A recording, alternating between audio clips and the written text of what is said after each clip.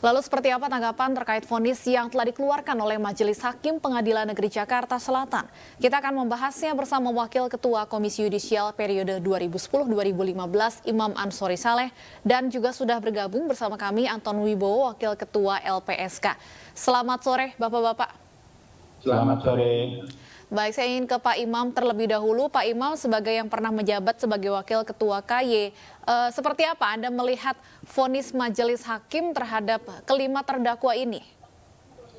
Yang pertama tentu kita mengapresiasi Majelis Hakim yang berikan putusan yang sesuai dengan rasa keadilan masyarakat. Karena saya lihat tadi begitu vonis dibacakan, langsung bagaimana masyarakat merespon terutama yang dari pengadilan, kita lihat di TV seperti apa. Kemudian juga ini kontras dalam arti kalau 4 terdakwa lainnya itu biasanya disebut sebagai ultra petita putusannya lebih tinggi dari tuntutan, tapi ini jauh lebih ringan dari tuntutan hakim dari 14 turun jadi 1,5 tahun, 12 atau 15 turun dari 1,5 tahun. Ini saya kira luar biasa dan tentu kita hormati putusan hakim, kemudian kita juga mengapresiasi dan juga saya kira yang saya lihat pengadilan yang cukup bagus yang bagaimana rasa keadilan masyarakat di dan mencari keadilan yang material betul, bukan sekedar yang formal. Dan tentu kita juga melihat kayaknya tim jaksa juga akan sangat kecewa karena katakan seolah meleset semua jadi yang dituntut kemudian hukumannya yang jauh lebih tinggi dan ada yang sangat rendah. Ini tentu dalam kasus yang terakhir yang Eliezer itu pasti jaksa saya belum tahu apakah kayaknya harus naik banding karena kebiasaan di jaksaan itu kalau tuntutannya kurang dari 2/3 itu seolah jaksa wajib banding. Jadi kita tunggu juga seperti apa jaksa akan banding dan juga bagaimana nanti putusan pengadilan. Tetapi saya sebagai pengamat hukum dan yang pernah berkecimpung tugas di Komisi Yudisial betul mengapresiasi dan saya 3 hakim ini saya walaupun tidak kenal langsung saya lihat di dokumen KY adalah hakim-hakim yang bersih, tidak pernah melakukan hal yang melanggar kode etik dan sebagainya. Jadi sekali lagi apresiasi kita kepada tim hukum hakim ketiganya saya kira bagus. Lalu menurut Pak Imam, apa yang membuat para hakim ini atau majelis hakim ini berani mengambil keputusan yang fenomenal seperti vonis yang berbeda jauh dengan tuntutan JPU? Ya karena hakim dengan cermat memeriksa semua terdakwa, jadi kemudian juga saksi-saksi. Kalau sekiranya apa yang disampaikan oleh saksi kemudian juga fakta-fakta hukumnya meyakinkan hakim bahwa ini harus dihukum tinggi, mereka melakukannya. Demikian juga kalau seperti Elisa kan yang sekarang jadi idola para netizen dan juga di pengadilan tadi itu kan memang bisa kita maklumi bagaimana dia melakukan penembakan tetapi hampir disebut kayak terpaksa not will dalam bahasa hukumnya. Ini saya kira mirip seperti itu sehingga hakim pun memaklumi jadi dia memang penembak tetapi kondisinya seperti apa, psikologisnya ketika dia menembak itu seperti apa karena diperintahkan oleh komandan tertingginya di situ dan juga suasananya seperti itu sehingga itu yang juga dipertimbangkan oleh majelis hakim. Baik, kami ke Pak Antonius Wibowo, Wakil Ketua LPSK. Pak Anton, tentunya LPSK yang mendampingi Eliezer sejak awal persidangan sampai saat ini. Apakah vonis terhadap Eliezer ini sudah sesuai dengan ekspektasi dari LPSK? Iya, secara singkat saya harus mengatakan bahwa ekspektasinya itu terpenuhi. Di dalam rekomendasi yang disampaikan oleh LPSK kepada hakim, LPSK itu kan merujuk kepada ketentuan pasal 10A Undang-Undang Nomor 31 Tahun 2014. Nah, di sana itu memang diatur mengenai penanganan secara khusus dan juga penghargaan kepada seseorang yang direkomendasikan sebagai justice collaborator oleh LPSK. Ya, kalau kita merujuk kepada pasal 10A, khususnya penjelasannya, yaitu di ayat 3, itu di sana disebutkan bahwa hakim itu mempertimbangkan secara sungguh-sungguh rekomendasi justice collaborator yang disampaikan oleh LPSK. Nah, ketika pertimbangan itu memang sudah dilakukan secara sungguh-sungguh, kemudian tentu saja kita akan melihat kepada norma sanksinya. Nah, di dalam pasal 10A juga di sana disebutkan bahwa penghargaan yang diberikan kepada seorang justice collaborator ini kemungkinannya 3. Ya. Pertama, bisa dijatuhi hukuman percobaan. Kedua, itu bisa dijatuhi hukuman dengan syarat khusus. Dan yang ketiga adalah dijatuhi hukuman yang paling ringan.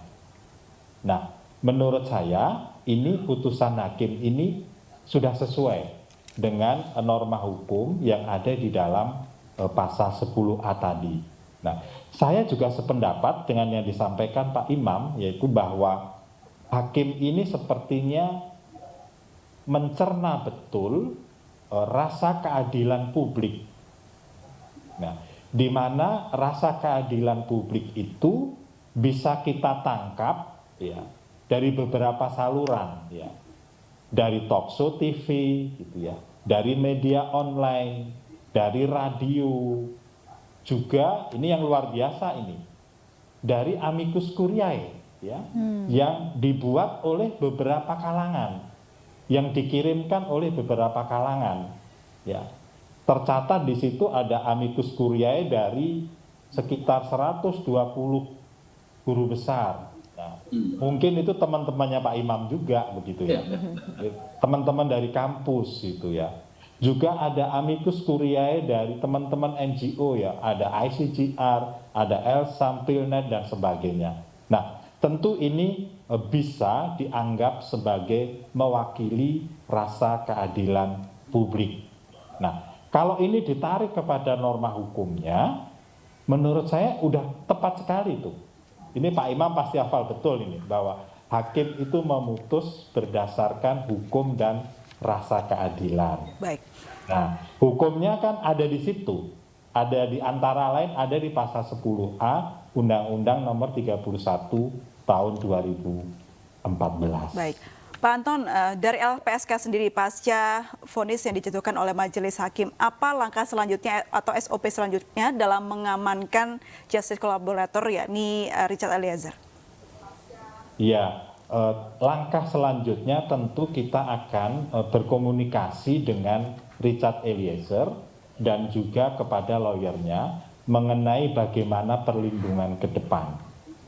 Nah, karena apa? Karena perlindungan ke depan ini tentu harus didasarkan juga kepada kemauan dari Eliezer.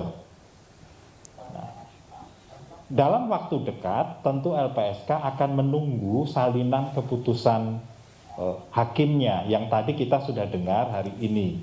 Nah, karena di dalam salinan putusan hakim itu nanti akan dimuat perintahnya bagaimana.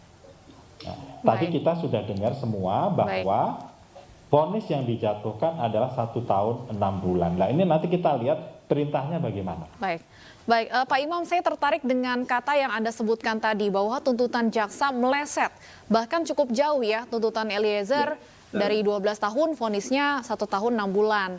Kemudian Putri Chandrawati dan terdakwa lain juga cukup jauh perbedaan tuntutan dengan vonisnya. Kalau saya tanya Anda sebagai pengamat hukum, apakah ini artinya ada fakta persidangan yang salah disimpulkan oleh JPU atau seperti apa, Pak Imam?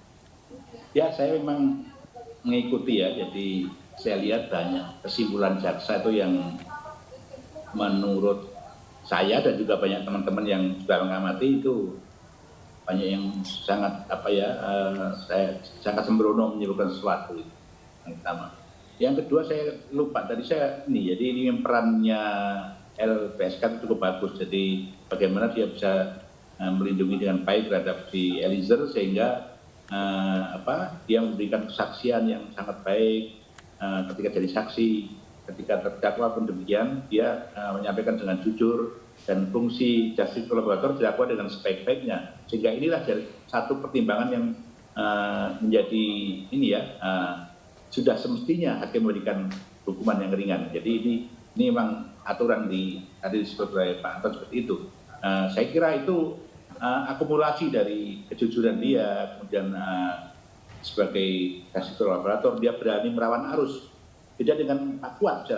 Kalau Pak Kuat itu kan seolah mengiyakan apa yang disampaikan oleh Sambo. Sementara si Eliezer ini begitu berani berbeda pendapat, apa yang dia ketahui, yang dia lakukan, semua disampaikan dengan jujur di pengadilan. Ini yang kemudian membuat dia dipidana ringan ya. Sehingga kemudian hakim jauh berbeda dengan jaksa. Jaksa yang mungkin ya saya kira hakim lebih matang, lebih senior dalam hal bagaimana mengambil keputusan. Sementara jaksa nggak tahu karena tim yang begitu banyak, tapi juga cara pandang mereka kemudian juga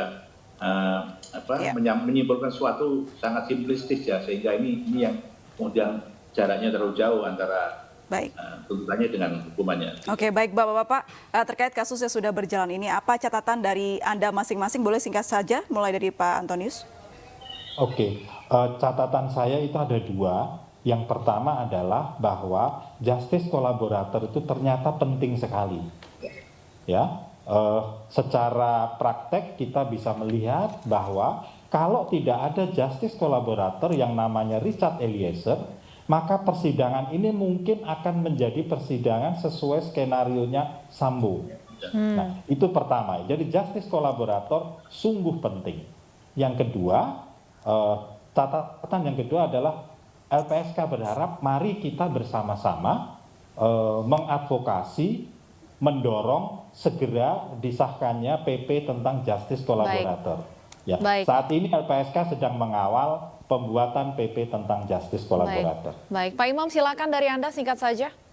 Ya, saya kira kita seperti saya ulang tadi bahwa ini peradilan yang bagus, yang begitu terbuka, masyarakat mengikuti dan juga mengawasi, mengontrol sehingga hakim tidak bisa keluar dari apa yang seharusnya dilakukan. Kedua juga sama dengan Pak Anton bahwa peran justice collaborator inilah yang kemudian menjadikan peradilan begitu bagus, kemudian arahnya jelas. Jadi awal-awal kita kan ragu karena ada